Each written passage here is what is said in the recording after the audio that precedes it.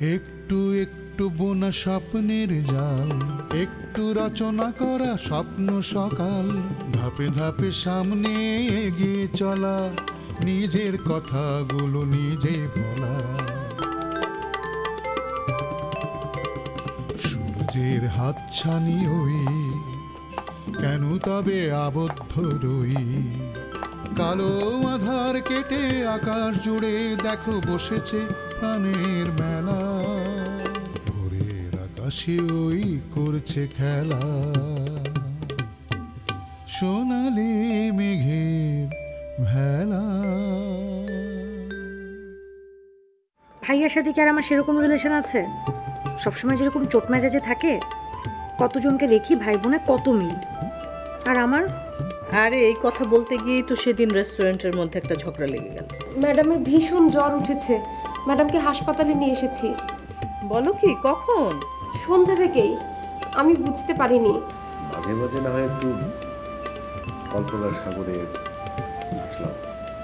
শোনেন, আপনি যত খুশি কল্পনার সাগরে সাঁতার কাটেন অথবা হাবুডুবু খান, আমার কোনো আপত্তি নেই, কিন্তু আমাকে এসবের মধ্যে জড়াবেন না। জীবনটা কি সিনেমা? জীবনও কখনো কখনো সিনেমা হয়ে যায় শ্রাবণ।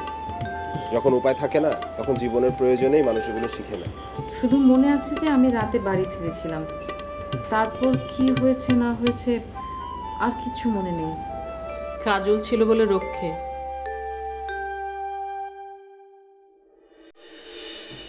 সরি রে, আমার জন্যে তোদের অনেক প্রবলেম ক্রিয়েট হলো। আমাদের প্রবলেমের কথা বলছি না, কাল তোর যে অবস্থা হয়েছিল, টেনশনে অবস্থা খারাপ। তোরা সারা রাত ঘুমাসনি, যা এখন একটু ঘুমা, বাড়ি যা। শোন শোন, আমাদের নিয়ে তো টেনশন না করলেও চলবে। আপাতত তুই একটু রেস্ট নে, একটু ঘুমাবি? না না, আমি এখন ঘুমাবো না, তোদের সাথে কথা বলতে আমার খুব ভালো লাগছে রে। ম্যাডাম, কিছু খাবেন? খাবার নিয়ে আসি? কাজল, আমি এখন কিচ্ছু খাবো না, প্লিজ কাজল। কিন্তু না খেলে তো চলবে না উপমা। না না নিমগ্ন, আমার হসপিটালে কিচ্ছু খেতে ভালো লাগে না, কেমন যেন অস্থির অস্থির লাগে। এক কাজ কর, আমাকে বরং তোরা বাড়ি নিয়ে চল। আরে না, এখনই না, ডাক্তার আসুক তারপর। কি আশ্চর্য, আমি তো এখন পুরোপুরি সুস্থ, ধরে দেখ আমার একটু জ্বর নাই। না থাকুক, ডাক্তার এসে যেটা ডিসিশন নেবে তারপর সেটা করা হবে। উফ, কি যে বলিস না, কত রাত হয়েছে খেয়াল আছে? কাল অফিস আছে না? মোটেও না, অন্তত 3 দিন তুই অফিসের কথা মুখেও আনবি না। অদ্ভুত, কি যে বলিস না নিমগ্ন, আমাকে কি রাজরোগে ধরেছে? সামান্য একটু জ্বর, সেজন্য আমি হসপিটালের বেডে পড়ে থাকবো? অফিসে কত কাজ পড়ে আছে, তুই নিজেই তো জানিস, তাই না? থাকুক কাজ, আমি আছি, শ্রাবণী আছে, আমরা সামলে নেব। আগামী কয়েকদিন কোনো রকম টেনশন করবি না, কোনো কাজের কথা ভাববি না।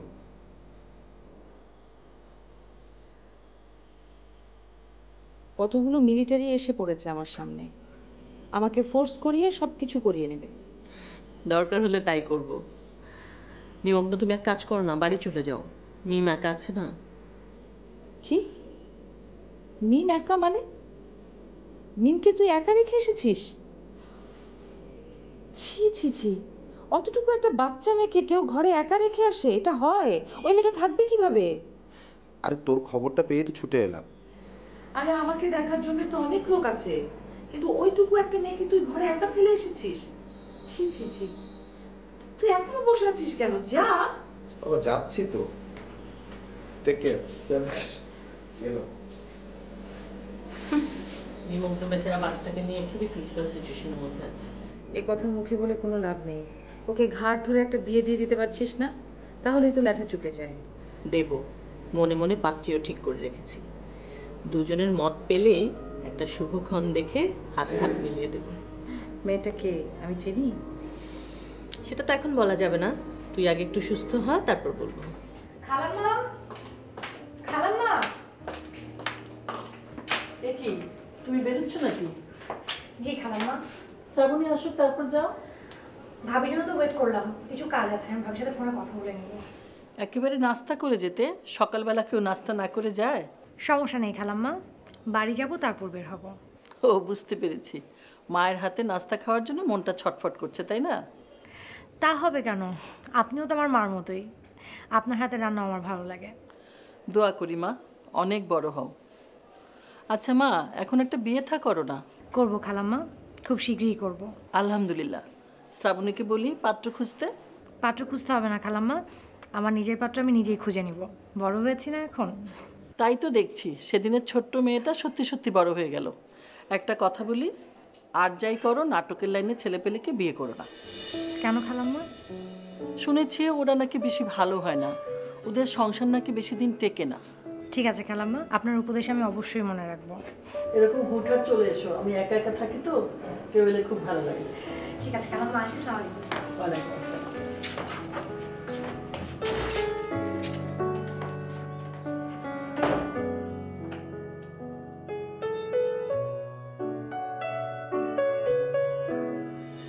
তুই কি ঠিক করে ফেলেছিস অনন্যাকেই বিয়ে করবি?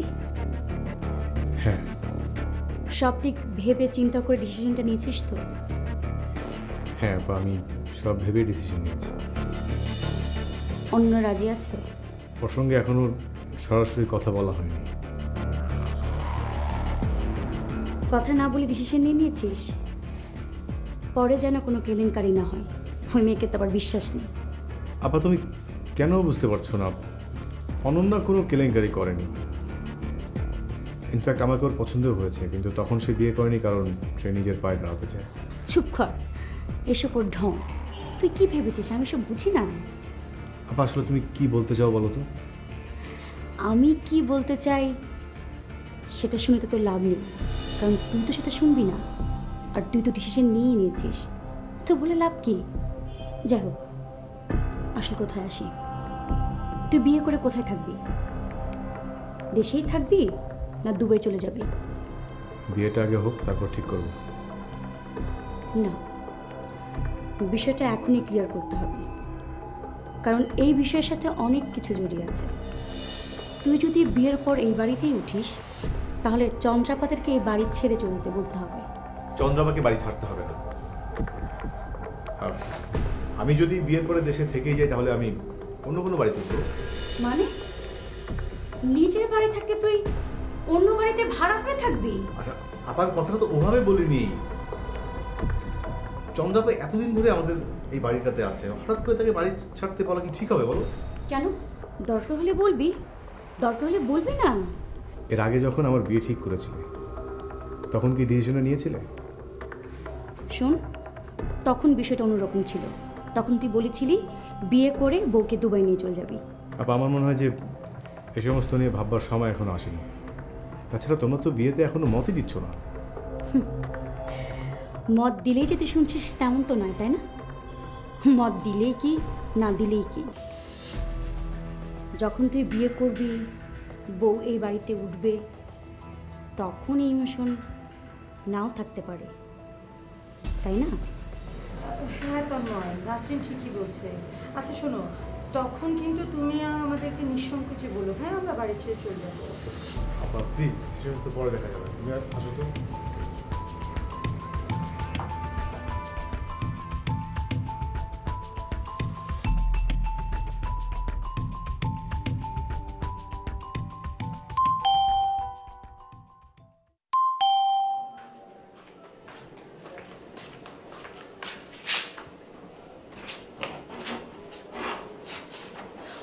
আরে অনন্যা তোর জন্য অপেক্ষা করে এক্ষুনি চলে গেল।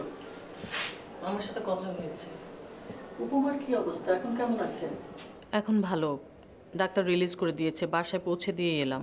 ইস, মেয়েটা একা একা থাকে, দেখাশোনা করার কেউ নেই। এখানে নিয়ে এলেই তো পারতিস। না মা, বাসায় একটা মেয়ে আছে কাজল, ওর গার্মেন্টসে কাজ করে। ওই মেয়েটাই তো ওকে হসপিটালে নিয়ে গেছিল রাতে। ভাগ্যিস মেয়েটা ছিল, নইলে যে কি হতো, একা একা মরে পড়ে থাকতো, কেউ টের পেত না। মেয়েটা আছে বলেই রক্ষে। একা একা থাকার এই এক যন্ত্রণা। আচ্ছা, ও একটা বিয়ে করলেই তো পারে, কি এমন বয়স হয়েছে ওর? একদমই ঠিক বলেছ মা, তুমি ওকে একটু বুঝিও তো। আমার ধারণা তুমি বললেও কথা শুনবে, আমাকে তো পাত্তাই দেয় না। আচ্ছা, ও সুস্থ হোক, একদিন আসতে বলিস। নাস্তা টাস্তা কিছু আছে মা, একটু তাড়াতাড়ি দাও, আমি গোসলটা করে আবার অফিসে দৌড়াতে হবে।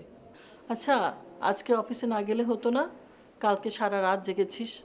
না মা, ও অসুস্থ, এই অবস্থায় অফিসে না গেলে খুব খারাপ দেখাবে। আচ্ছা, নাস্তা রেডি আছে, যাতে গোসল করে।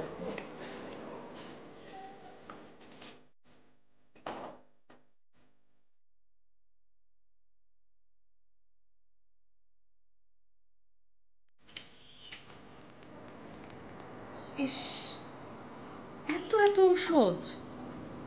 আজকালকার ডাক্তাররাও না, কি যে হয়েছে, কিছু হলেই একদম ওষুধ দিতে দিতে বস্তা ভরে ফেলে, প্রেসক্রিপশন একদম ভরে ফেলে। আপনি তো জানেন না ম্যাডাম, আপনার কিচ্ছু মনে নেই। কত জ্বর হয়েছিল জানেন? জ্বর উঠছে তো উঠছেই, আমার খবরই নেই। উফ, আমি তো ভয় একদম শেষ। তুই অনেক করেছিস রে।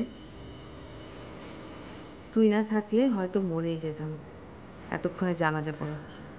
ছি, এসব কথা বলবেন না ম্যাডাম। শুনুন, জ্বর হলে কেউ মরে না। ঠিক আছে, আপনি বসুন, আমি নাস্তা বানিয়ে আনি। আহ, তুই কি আমাকে খাইয়ে খাইয়ে মেরে ফেলবি নাকি? না খেলে চলবে? আপনার শরীর অনেক দুর্বল। ডাক্তার কি বললো শোনেননি? দূর, রাখ তো ওসব দুর্বল। এরকম কত হয়েছে, ডাক্তাররা এসব কথা সবসময় বলে। আজ তো তুই ছিলি বলে দেখতে পেলি। তুই যখন ছিলি না, কত সময় এমন অসুস্থ হয়ে পড়ে থেকেছি, দেখার কেউ ছিল না। আবার সুস্থও হয়ে গেছি। যা যা, তুই ব্রেকফাস্ট বানালে বানা, আমি একটু অফিসে যাবো, রেডি হই। ম্যাডাম, একটা কথা বলি। কি? একটা রিকোয়েস্ট করব, শুনবেন? কি? আজকে আর অফিসে যেতে হবে না প্লিজ। আজকের দিনটা অন্তত রেস্ট নিন।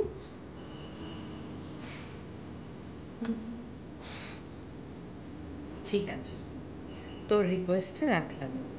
আজকের দিনটা রেস্ট, তবে শুধু আজকের দিনটাই। আচ্ছা, আর কিন্তু বলা যাবে না। ঠিক আছে। শোনেন, আমাকে কালার না দেখে ডাইন করবেন না। আমাকে আগে স্যাম্পল দেখান। আমি 48 ঘন্টা ফ্রেশ হয়ে রাখবো, রেখে দেখব কালার টেম্পারেচার ফ্ল্যাকচুয়েট করে কি না। ওকে, আমি নিজে চেক করে দেখতে চাই। হ্যাঁ, এর আগে এই কালার নিয়ে পার্টির কমপ্লেন ছিল। Good morning sir. এবার যেন না হয়। রাখি।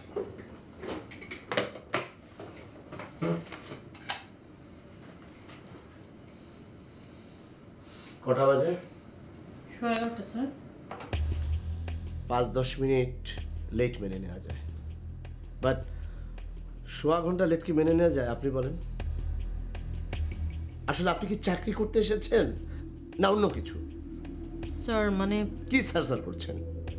আমি 1/4 ঘন্টা ধরে আপনার জন্য অপেক্ষা করছি, একটা ইম্পর্টেন্ট কথা বলে অফিস থেকে চলে যাব, আর আপনি এখন স্যার স্যার করছেন। আপনি কিছু শুনেননি স্যার? কি? স্যার ম্যাডাম তো অসুস্থ। কোন ম্যাডাম? কিসের ম্যাডাম? স্যার আমাদের উপমা ম্যাডাম, উনি অসুস্থ, সারা রাত হসপিটালে ছিলেন। আপনি সত্যি কিছু শোনেননি? ম্যাডাম অসুস্থ, হসপিটালাইজ? কই, আমি তো কিছু জানি না, আমাকে তো কেউ কিছু বলেন। স্যার প্রচণ্ড জ্বর, এত জ্বর যে উনি সেন্সলেস হয়ে গিয়েছিলেন। ওনার বাসায় একটা মেয়ে আছে, সেই ম্যাডামকে হসপিটালাইজ করেছে।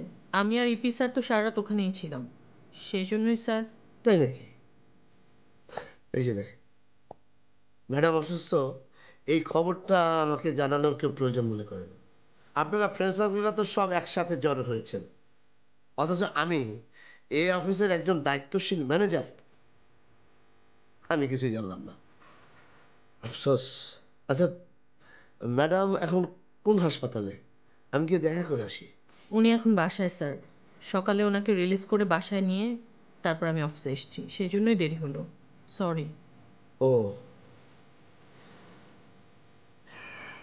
তবু যাই বলেন না বলেন, আমাকে জানানো উচিত ছিল। আর কেউ না জানাক, আপনার অন্তত জানানো উচিত ছিল। আমি আপনার বস। স্যার আমি একবার ভেবেছিলাম আপনাকে জানাবো, পরে আবার ভাবলাম অত রাতে ফোন করলে আপনার মিসেস নাকি মনে করে, তাই স্যার ভাবলাম শুধু শুধু আপনাকে টেনশন দিয়ে কি হবে, আপনি তো আর আসতে পারবেন না, আবার বাসায় বসে বসেও কষ্ট পাবেন।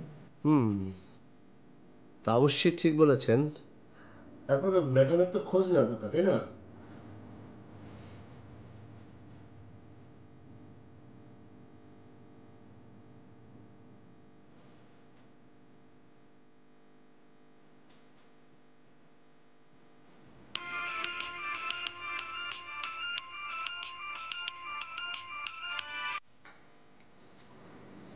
Hello, good morning madam.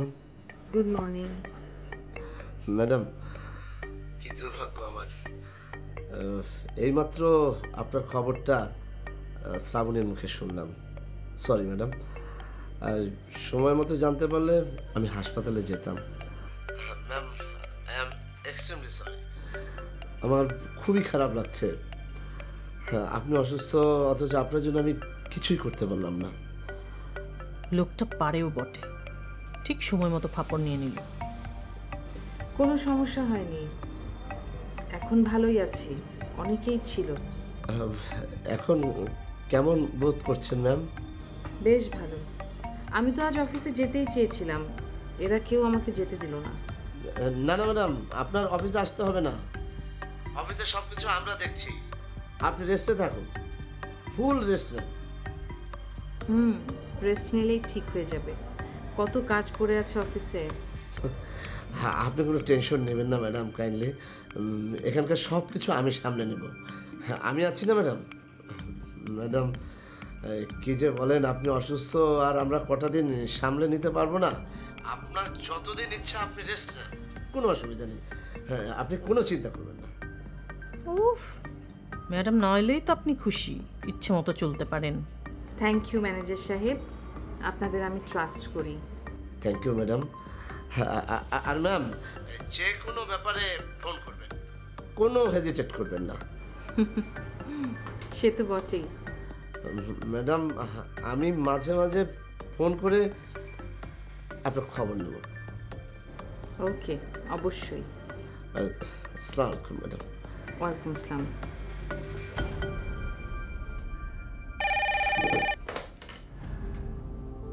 Good morning sir. জি, আমি আসছি। নিমগ্ন সাহেব যাচ্ছি, আমি আসছি, এসে আপনাকে কাজ বুঝিয়ে দিচ্ছি।